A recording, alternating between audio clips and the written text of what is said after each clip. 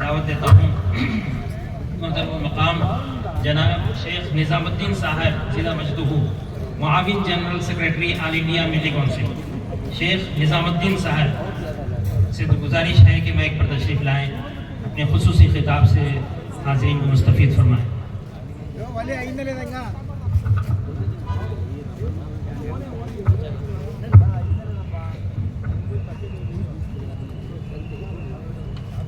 اعوذ باللہ من الشیطان الرجیم، بسم اللہ الرحمن الرحیم۔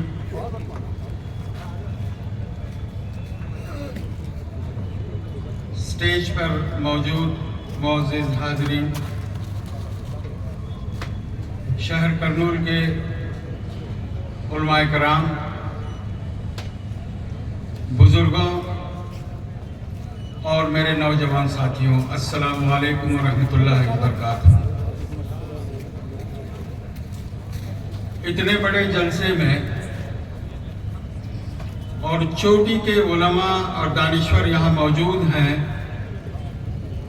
اس مجمع کو خطاب کرنے کے لیے سب سے پہلا میرے جیسے طالب علم کا انتخاب جو ہے وہ مجھے تھوڑا سا عجیب سا لگ رہا ہے۔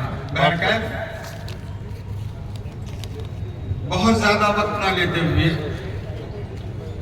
ایک دو تین چیزیں ہیں جس کے طرف میں اشارہ کرنا چاہوں گا اور یہاں رکھنا چاہوں گا۔ ابھی عصر کی نماز کے پہلے ایک محفل سجی تھی جہاں پر حضرت مولانا خالد سیف اللہ رحمانی صاحب،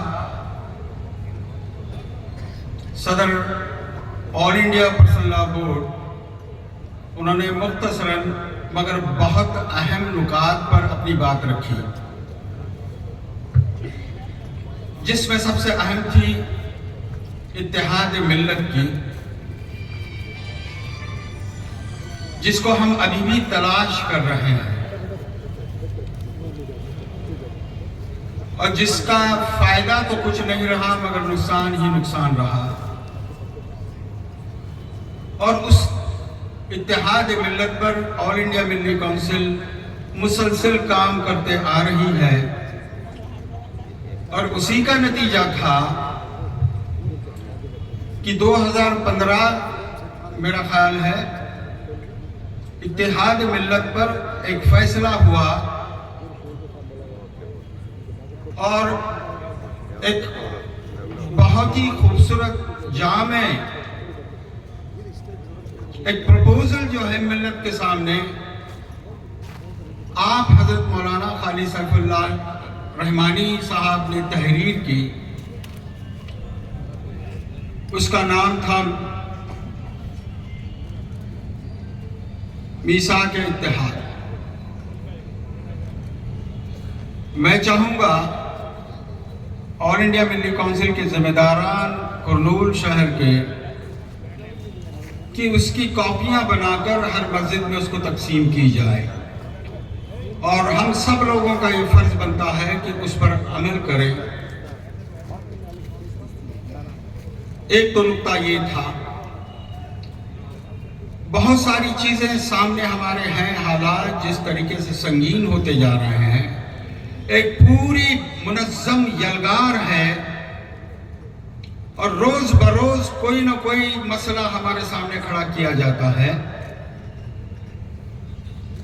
چاہے 3 طلاق کا ہو، چاہے پرسنل لاء کا ہو، بہت سارے ایسے ان کے دہلی میں جھولی میں ایسے ایشوز ہیں، وہ ریز کرتے رہیں گے، اٹھاتے رہیں گے، جس میں ایک یہ بھی ہے کہ مسلمانوں میں آپس میں جو ہے کوئی پھوٹ ڈالی جائے تاکہ آپس میں جھگڑنے میں مصروف رہیں اور ان کے جو کالے کرتوت ہیں اس پر دھیان ہی نہ دیں۔ اس کو سمجھنا ہوگا، نازک ہے، بہت نازک ہے، بہت ساری چیزیں سامنے آتی جائیں گی آپ کی، مگر ایک چیز کو بھولنا نہیں ہے، جب تک ہمارا ایمان مضبوط ہے، जब तक हम तौहीद पर अड़े हुए हैं तब तक हमारे बिगाड़ कोई नहीं कर सकता, मगर उसके लिए ज़रूरी है कि इत्तेहाद ज़रूरी है, मिल्लत का इत्तेहाद ज़रूरी है। हज़रत यहाँ मौजूद नहीं है, मगर एक चीज़ मैं यहाँ अर्ज़ करना चाहूँगा जो बहुत नाजुक मसला है, जिस पर आम तौर पर ज़्यादातर बोला नहीं जाता है। एक शिद्दत का हमला जो है औकाफ पर होने जा रहा है। आपको पता होगा तकरीबन 100-125 जो है PIL कोर्ट में, मुख्तलिफ हाई कोर्ट्स में, सुप्रीम कोर्ट में दाखिल की गई हैं, जिसमें ये डिमांड किया गया है कि वक्फ एक्ट को ख़त्म किया जाए। इससे पहले भी एक चीज़ मैं बताना चाहूँगा, 2017 में एक पार्लियामेंट में एक्ट पास हो गया, एनिमीज प्रॉपर्टीज एक्ट। मोटे तौर पर अगर बता दूं तो वो ये है कि 1947 में जो लोग यहाँ से पाकिस्तान चले गए और उनकी जो भी अमलाक है वो दुश्मन की प्रॉपर्टी कही जाएगी और उसको वो हड़प कर लेंगे। और उसी डिजाइन का ये नमूना है या ये प्रोजेक्ट का ये हिस्सा है कि कोर्टों में PIL डाली गई है और दूसरी तरफ पार्टी के लाइन पर हमलावर हो गए हैं और पता नहीं क्या क्या झूठ बातें जो हैं वक्त के ताल्लुक से गढ़ी जा रही है। और अभी एक लेटेस्ट इंफॉर्मेशन ये है कि वक्फ एक्ट तरमीम जो नए तौर पर लिखा गया है, जिसमें जो भी आज की तारीख में जो पावर्स वक्फ बोर्ड को दिए गए हैं वो भी ख़त्म करने का मंसूबा है। और वो एक्ट अभी PMO में बैठा हुआ है ताकि फाइनल उसको गो हेड मिले और फिर बाद में वो एक्ट लाएंगे। उसके बाद में इम्कानात ये हैं कि हम देखते रहेंगे और हजारों एकड़ या हेक्टर जो हमारी ज़मीनें हैं वक्त की वो हमसे छीनी जाएगी। और इसको याद रखिएगा, औकाफ की अमलाक जो अल्लाह की प्रॉपर्टी है, जो एक बहुत बड़ा असासा है, वो अगर हमारे हाथ से छीन जाता है तो हमारा जो सपना है इकोनॉमिक एम्पावरमेंट, कल्चरल एम्पावरमेंट, वो सब धरा का धरा रह जाएगा। हम संजीदा नहीं हैं। मैं यहाँ से स्टेज से अपील करना चाहता हूँ कि हर मस्जिद में, हर जुमा में ये तकरीर हो कि जो भी मुतवल्लियान हैं, ट्रस्टी हैं, जो भी वक्फ की जो प्रॉपर्टीज की देखभाल करते हैं, उनको चाहिए कि डॉक्यूमेंटेशन अपना परफेक्ट कर लें, वरना जिसके पास डॉक्यूमेंट नहीं उनसे जमीनें निकाली जाएगी, छीनी जाएगी और आप कुछ अपील नहीं कर सकते। जुडिशरी भी जिस तरीके से काम कर रही है आपको इसका अंदाजा है। इसलिए मेरी मुद्दबाना गुजारिश है, यहाँ पर जो भी साहब मौजूद हैं, अगर ट्रस्टी हैं, मुतवल्ली हैं, पीरजादा हैं, तो वो सब लोग अपने अपने जो इदारे हैं उनकी कानूनी जो है वो डॉक्यूमेंटेशन पूरी करें और वो तैयार रहें कि अगर पूछा जाएगा तो ये है हमारे पास डॉक्यूमेंट, फिर इसके इम्कानात कम है कि उस पर हमला हो जाएगा। मगर अगर डॉक्यूमेंट नहीं है तो ज़मीनें और वो पूरे इदारे आपसे छीने जाएंगे। इतनी ही बात मैं यहाँ रखना चाहता था और मैं चाहूँगा कि पर्सनल लॉ बोर्ड अपने एजेंडे में इसको भी शामिल करें और हिदायत अगर यहाँ से ये नश्र होती है कि तमाम लोगों ने अपने डॉक्यूमेंट को ठीक कराना है तो एक बहुत बड़ा काम होगा। मैं इतनी सी बात रखकर मैं शुक्रिया अदा करता हूँ कि मुझे बोलने का मौका दिया। अस्सलाम वालेकुम व रहमतुल्लाहि व बरकातहू। जज़ाकुमुल्लाह खैर। मैं आपके बाद मोहतरम जनाब मतीनुद्दीन कादरी साहब दामत बरकातुहुम, रुकने तासीसी all India Muslim personal law board, हज़रत मौलाना मुफ्ती उमर आबिदीन साहब Qasmi Madani, general secretary all India मिल्ली काउंसिल तेलंगाना से दरख्वास्त है कि वो अपने खुसूसी खिताब से मुस्तफ़ीद फरमाएं। मौलाना मुफ्ती उमर आबिदीन साहब कासमी मदनी।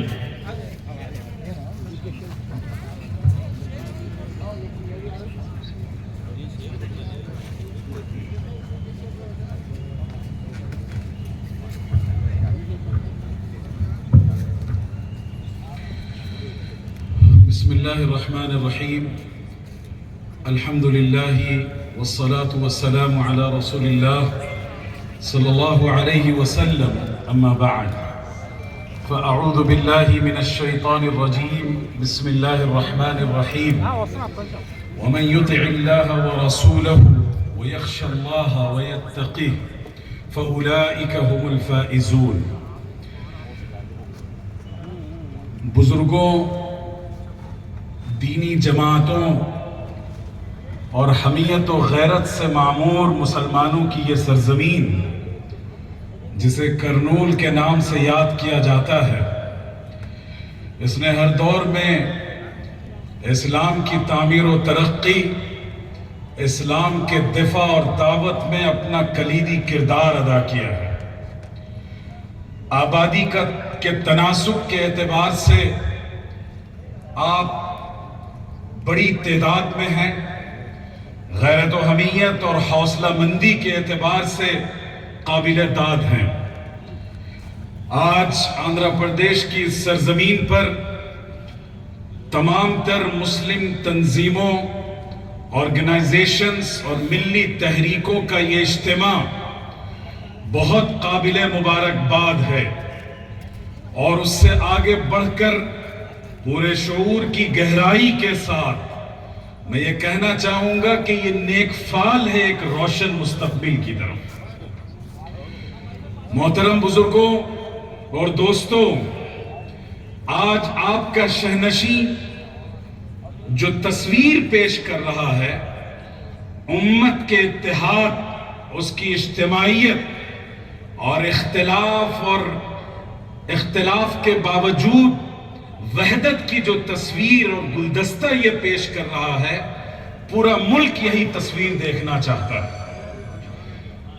ہم کلمہ لا الہ الا اللہ محمد الرسول اللہ صلی اللہ علیہ وسلم کی بنیاد پر ایک ایسے گھر کی تعمیر کریں جس کے چھت کے نیچے ہر مسلمان کے لیے مکمل گنجائش ہو، فراخی ہو، وسعت و کشادگی ہو۔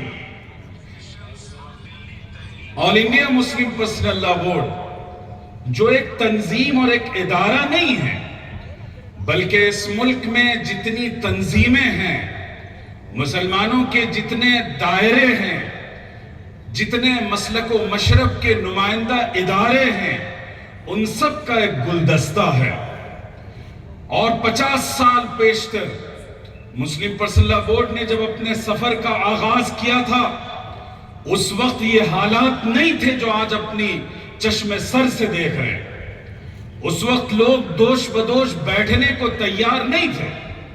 اس وقت اختلاف و انتشار، تعصب و تنگ نظری اور تہذب کی ایسی دیواریں کھڑی کر دی گئی تھی کہ ایک کلمہ گو دوسرے کلمہ گو کو قبول کرنے کو تیار نہ تھا۔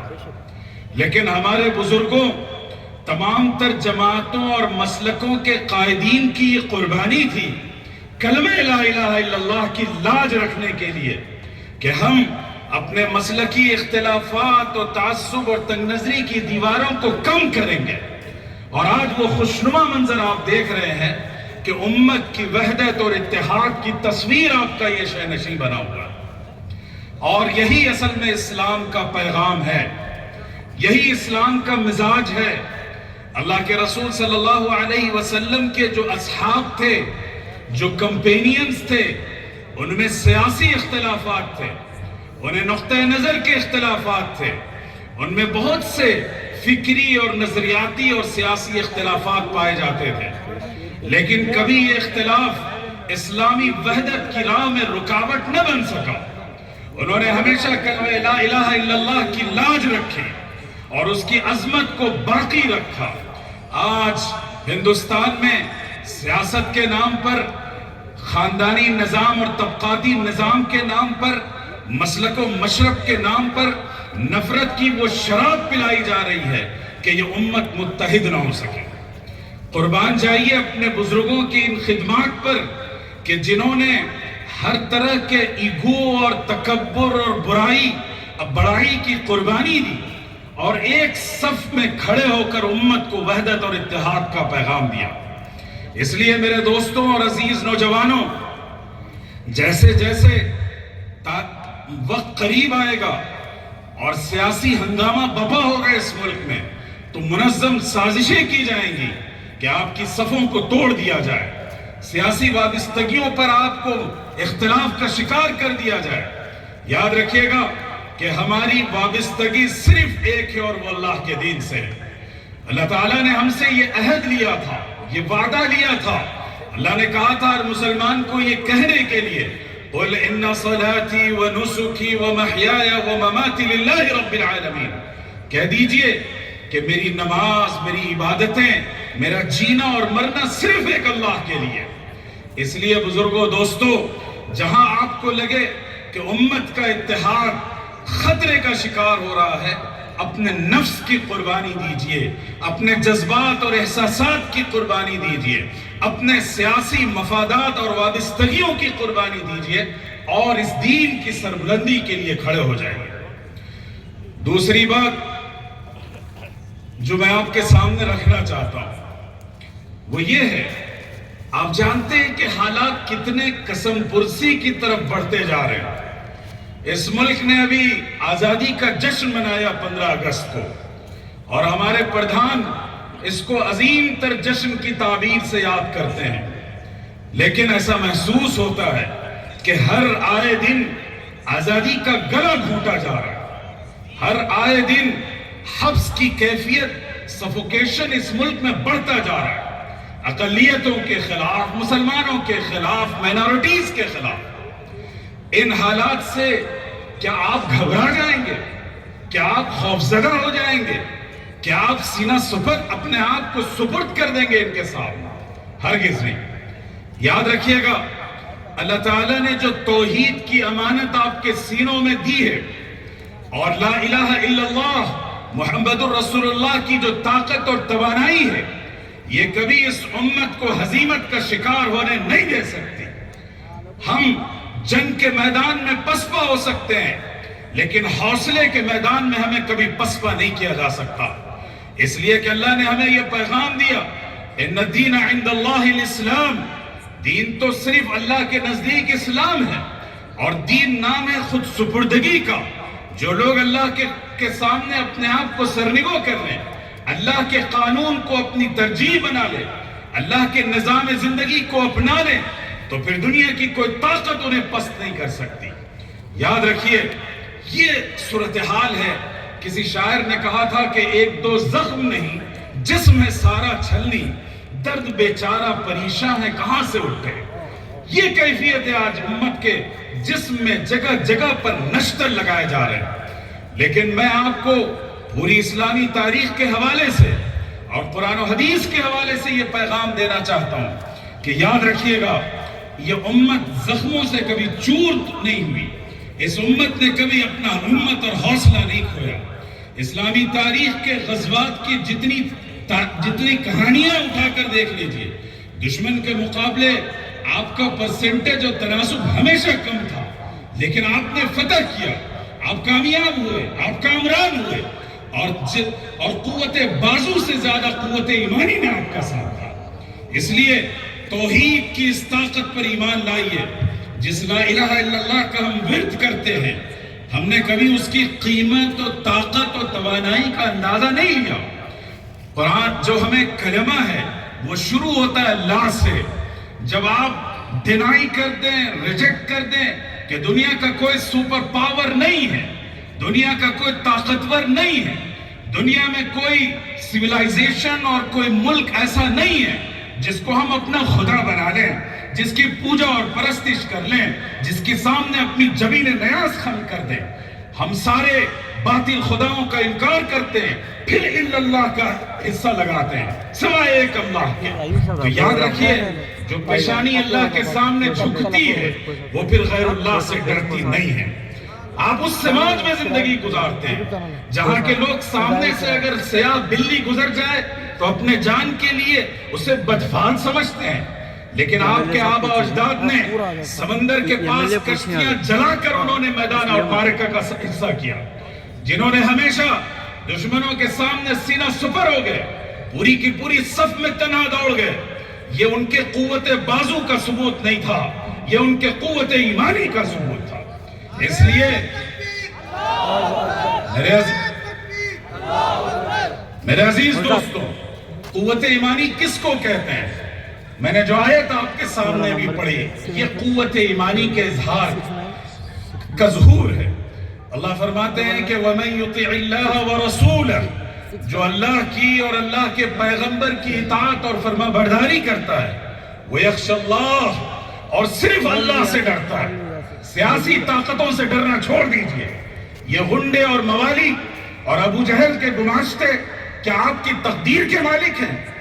آپ سمجھتے ہیں کہ یہ آپ کا مقدر بدل دیں گے؟ آپ سمجھتے ہیں کہ یہ آپ کو ختم کر دیں گے؟ آپ کو فنا کر دیا جائے گا؟ خدا کی قسم، جس دن آپ نے اپنے نفع اور نقصان کا مالک ان کو بنا دیا، اس دن آپ سے ایمان چھین لیا گیا۔ ہم صرف اللہ سے ڈرتے ہیں۔ قرآن نے ہمیں صاف صاف کہہ دیا اللہ کی اطاعت اور پیروی کرنا ہے، اور اس کے ساتھ ساتھ صرف اللہ کا خوف اپنے دل میں رکھنا ہے۔ ایک حدیث ہے اور عربی کا ایک مقولہ بھی ہے کہ لا یجمع فی قلب واحد الایمان والخوف، ایک دل میں ایمان اور خوف دونوں جمع نہیں ہو سکتے۔ اگر غیر اللہ کا خوف ہے تو اس بات کی دلیل ہے کہ ایمان نہیں ہے، اور اگر اللہ پر ایمان ہے تو یہ اس بات کی دلیل ہے پھر کوئی خوف آپ کو ڈرا نہیں سکتا۔ اس لیے ہم تاریخ میں بڑے سخت دور سے، قربانیوں سے گزر کر آئے ہیں۔ اصل نقطہ سمجھ لیجئے، یہ جو ہر طرف سے چومکھا حملہ آپ پر ہے، اس کا راز کیا ہے؟ اس کا راز یہ ہے، آپ کے شہر کرنول کا جو سب سے بڑا قبرستان ہے، وہاں چلے جائیے۔ آپ نے کبھی دیکھا کہ کسی پولیس والے نے وہاں جا کر کسی کے خلاف پرچہ کاٹا ہو؟ آپ نے کبھی دیکھا کہ قبر میں سوئے ہوئے لوگوں کے خلاف کسی نے جنگ چھیڑ دی ہو، کسی نے مقدمہ کر دیا ہو؟ یاد رکھیے گا، جو مردہ ہوتے ہیں ان کے خلاف کوئی آواز نہیں اٹھائی جاتی، صرف ان کے خلاف سازشیں کی جاتی ہیں، تلواریں اٹھائی جاتی ہیں جو زندہ ہوں۔ آج اس ملک میں، بلکہ میں پورے کانفیڈنس کے ساتھ کہنا چاہتا ہوں پوری دنیا میں، کوئی ازم، کوئی ریلیجن، کوئی مذہب ایسا نہیں ہے جو نظریاتی بنیاد پر اسلام کا مقابلہ کر سکے، اسلام کو پسپا کر سکے۔ اسلام نظریاتی دنیا میں سب سے سپر پاور ہے، اور اسلام کی نظریاتی قوت سے ہزیمت کے شکار ہو کر، اس سے ڈر کر اور اسلام کی مقبولیت کو دیکھتے ہوئے یہ صورتحال بنی ہے۔ تو اگر آپ کے خلاف بولا جاتا ہے، چومکھا حملہ ہو رہا ہے، یہ اس بات کی دلیل ہے کہ آپ سب سے طاقتور ہیں، اتنے طاقتور ہیں کہ اس ملک کا پردھان آپ کا نام لیے بغیر الیکشن نہیں جیت سکتا۔ اتنی طاقت ہے، اپنی طاقت کے راز کو محسوس کیجئے۔ ساری دشمن طاقتیں آپ کا نام لے لے کر سیڑھیاں چڑھنے کی کوشش کر رہی ہیں، طاقت بنانے کی کوشش کر رہی ہیں، تو اندازہ لگائیے کہ آپ کو اللہ نے کتنی طاقت اور توانائی دی ہے۔ اس لیے یہ بات طے کر لیجئے کہ آپ کا جو سورس آف انرجی اور پاور ہے، آپ کا جو طاقت و توانائی کا سرچشمہ ہے، اسے مضبوط سے مضبوط تر کیجئے، اور وہ صرف اس بات میں ہے کہ آپ اللہ اور اس کے رسول صلی اللہ علیہ وسلم کی اطاعت کیجئے، قانون شریعت کی پیروی کیجئے۔ قانون بنائے جائیں گے، نئے نئے قانون وضع کیے جائیں گے، آپ پر نئے قوانین تھوپنے کی کوششیں کی جائیں گی، لیکن اگر آپ نے یہ عزم کر لیا کہ میں صرف اللہ کے بنائے ہوئے قانون کو اپنی زندگی میں نافذ کروں گا، تو یہاں سے لے کے وائٹ ہاؤس تک اور ان عدالتوں سے لے کر بین الاقوامی عدالت تک کوئی آپ کو مجبور نہیں کر سکتی۔ اگر آپ وراثت کے مسئلے میں قانون شریعت پر عمل کرنا چاہیں تو کیجئے، اور یہی آپ کے لیے کامیابی کا ایک راستہ ہے۔ بہنوں کے حقوق ادا کیجئے، بیٹیوں کا وراثت میں حصہ دیجئے۔ جو ظلم اور ناانصافی ہم نے دوسرے قوانین سے اور دوسرے سماج سے لے کر اپنے خاندانی نظام اور فیملی لا اور پرسنل لا میں داخل کر لیا ہے، ان سب سے نکل جائیے، اللہ کے قانون کو قبول کیجئے۔ یہی ہماری کامیابی کا راز ہے۔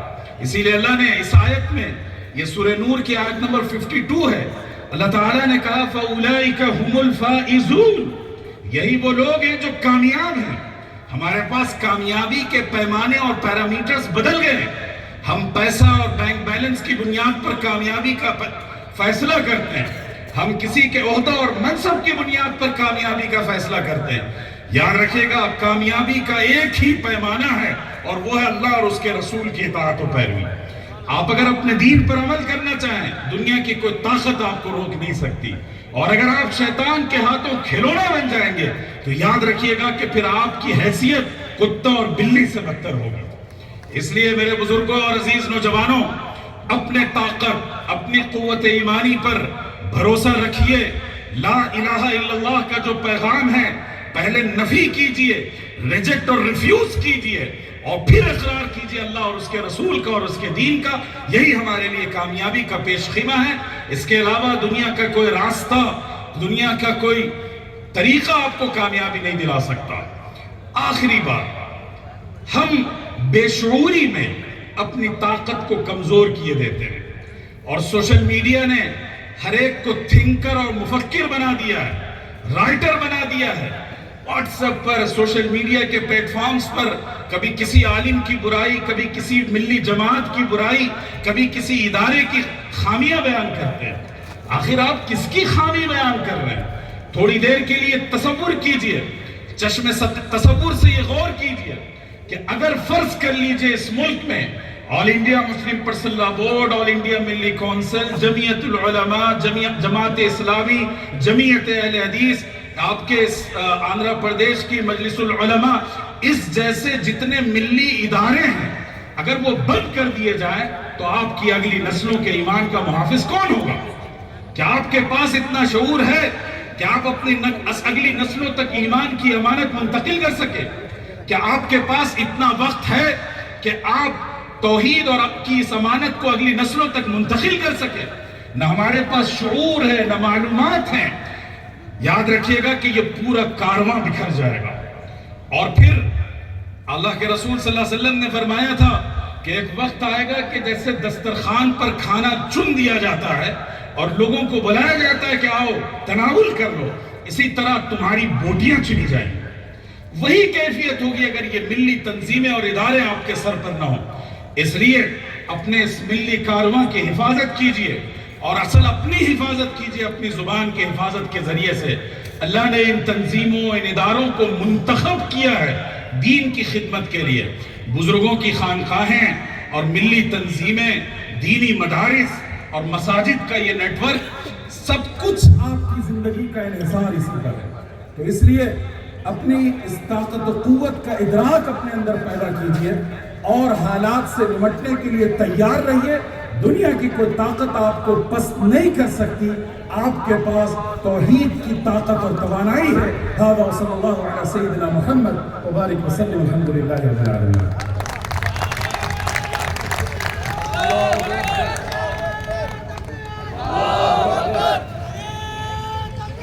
اللہ اکبر, سبحان اللہ, الحمدللہ, جزاک اللہ خیر.